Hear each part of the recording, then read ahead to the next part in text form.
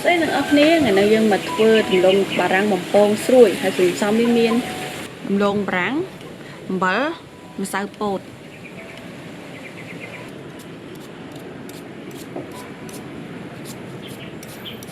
kết bọt lông ráng như người sạch lắm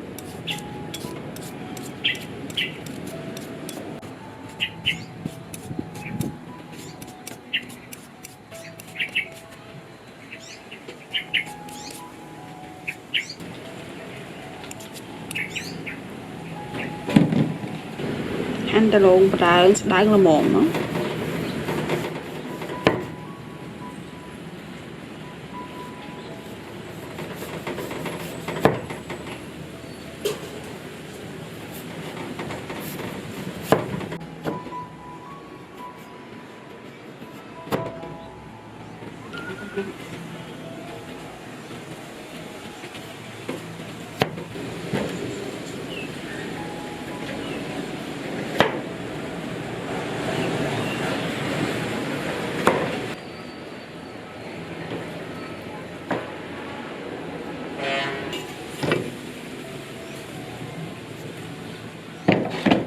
tao tự nhiên chích đi hái ăn vô bờ mọc lại mà biết mất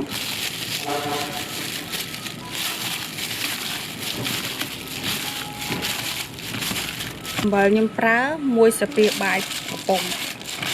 tập nó vô đi mà lại cho môi nên tao lộn prang vậy đó chỗ sập đó hay tụng giả bị đậm tiền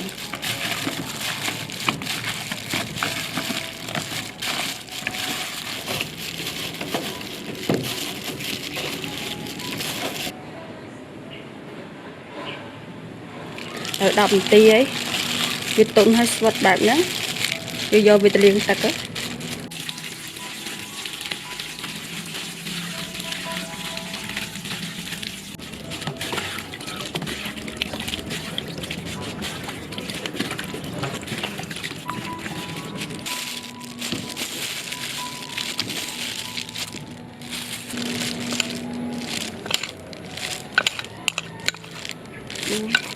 cắm chụp bìa bài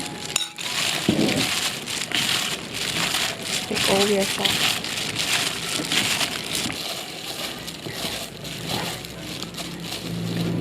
chả phải cha cháu ở hiện cái đai tiếp tới chầm dương vô tờ lộn dương mỏng bồn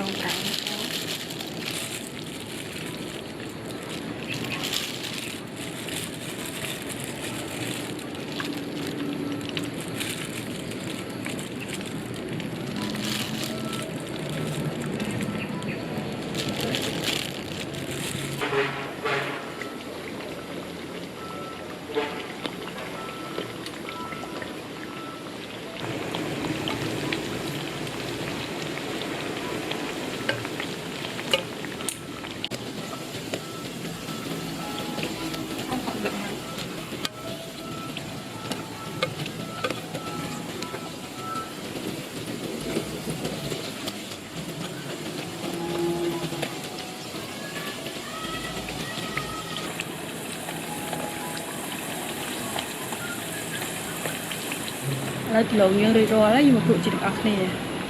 nhắm đi cho mỗi tận tế thế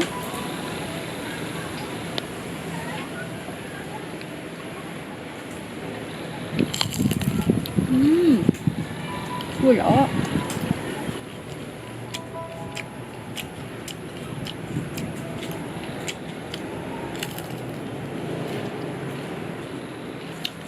nhắm mỗi tận tế mỗi tập được có cho này như thế